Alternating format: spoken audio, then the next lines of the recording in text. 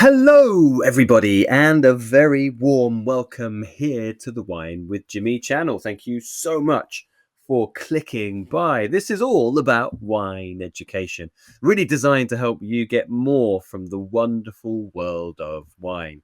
Okay, so we're talking about Germany in this series. This is a 6-part thriller, and we are looking at video 1 here, going through the introduction to Germany, climate and grape growing. This video, along with video 2, is available as free content, but videos 3 through to 6 are only available on my e-learning portal. That's Wine with Jimmy, the e-learning portal, where there's lots of exclusive video content, lots of multiple choice questions, flashcards, map questions, lots of short written questions, all to prepare you for your examinations. Okay, let's talk about Germany. So Deutschland, there it is in Europe on the left-hand side, highlighted in red and then further blown up on the right-hand side with all of its key wine regions.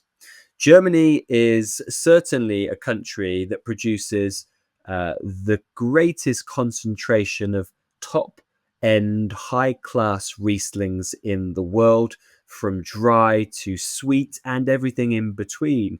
It's also exceptionally well known for grape varieties such as Spätburgunder, which is Pinot Noir. So there are some excellent wines to look out for in this classic central continental European country. So I'm going to go through sort of climate, grape growing to harvest in this shorter video to give you an idea of the climatic conditions in place that we find within Germany. Now, Germany is a fairly sizable country that can expand sort of a long area. Of course, it touches places like France, for example, Austria, Switzerland. You've also then got places like Belgium, Netherlands as well. So it's fairly sizable, and we will generalize the climate as we often do for the WSET. So most areas have a cool continental climate, certainly in terms of the wine growing regions. And with cool continentality comes all of the normal associated issues. So being cool, you're going to have less of a probability of ripening grape varieties. So there's only a select amount of grape varieties one can use. And being cool and continental, you may find issues around things such as spring frost, for example. But saying that it's cool continental, if you look at areas such as Pfalz, and then below that, next to France's Alsace, you'll have Baden. Both those areas can be noticeably warmer. So Pfalz, certainly the Palatinate in the southern section, and Baden are noticeably warmer. But summers can be wet. Rain generally, though, declines during autumn, and that's in that final stage of ripening. So it can be a little bit of a problematic summer sometimes with rain, but autumns tend to be quite long, protracted, with less rainfall. There's a picture of summer in Pfalz with some quite ominous rain clouds.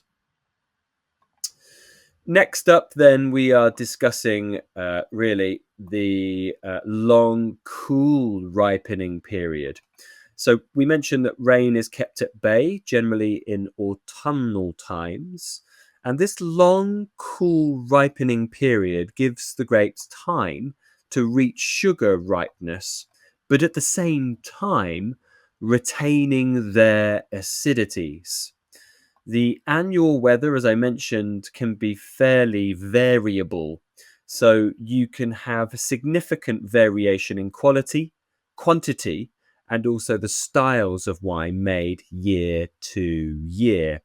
And that is because of that cool continentality and the impact of rain. There's a picture of certainly sort of autumn in the Rheingau.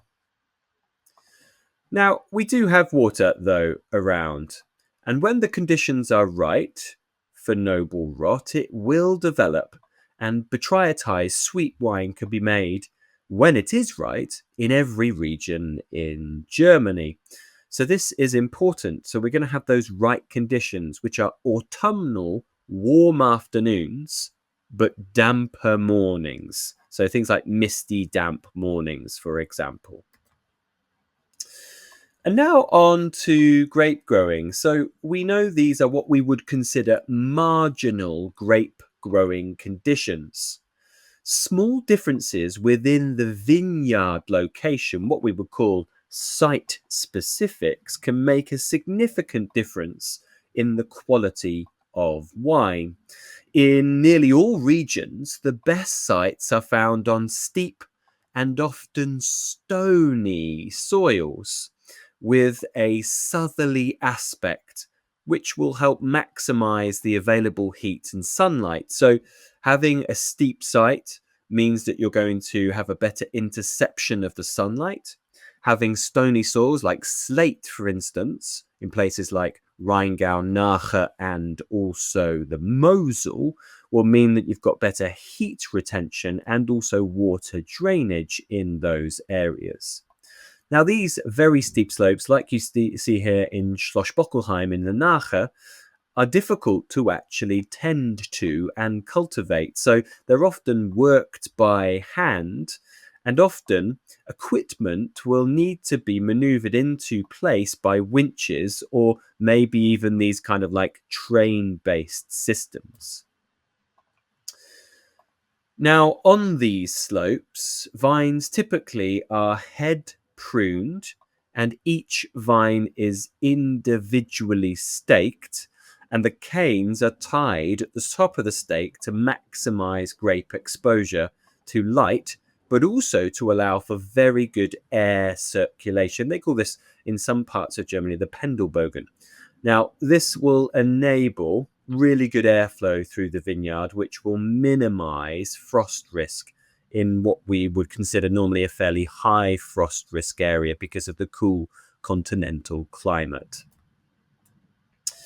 And of course, we are often, not always, but often located near to rivers. So it might be the Mosel, like you see in your picture, the Nahe, the Rhine, for example. So where you have these rivers, reflected sunlight off the river can also help the grapes ripen. So vineyards that are located very strategically next to the river will benefit from that sunlight. Plus, there's often very good air movement and air flow created by flowing water. So that can help protect against frosts. Now, on to the harvest. Now, because of the kind of variability that one can find here and being sort of a marginal climate, wines are classified by must weight. And that's the level of sugar in the grape juice. The Germans call it the Urkle, but this is the same as Brix, Baume, for example. It's the amount of sugar, therefore potential alcohol in the final wine. So the harvest within Germany can be spread out over a number of weeks and months. We call this a protracted harvest. So it's possible to make a range of Qualitätswein and Pradekätswein, which are the grading systems of quality wine that we find within Germany and Austria. And this is within each individual vineyard. So year to year, you may find differing levels of quality within the same site. Pickers will pass through the vineyard several times in the vintage in order to ensure that they get the ideal grapes that they need for each category of wine. So, for example, from the same vineyard, Riesling Cabernet, Spätlese, Auslese, and so on. The grapes can then be sorted and categorized after picking, typically as it comes into the Weingut, into the winery. Well, that brings me to the conclusion of the first video. Please do join me for the slightly more sort of less romantic, more specific German wine laws and labels, which is found in your textbook on page 109 in the large green box I'll be going through. Please do join me for that. That's another free video. Once again, if you have any comments or questions, please do get in touch. You can do so by commenting on the video below. Make sure you click like and subscribe. If you do find yourself in the UK, come and say hello for a glass, class, or bottle. I've been Jimmy Smith. Ciao for now. Thank you.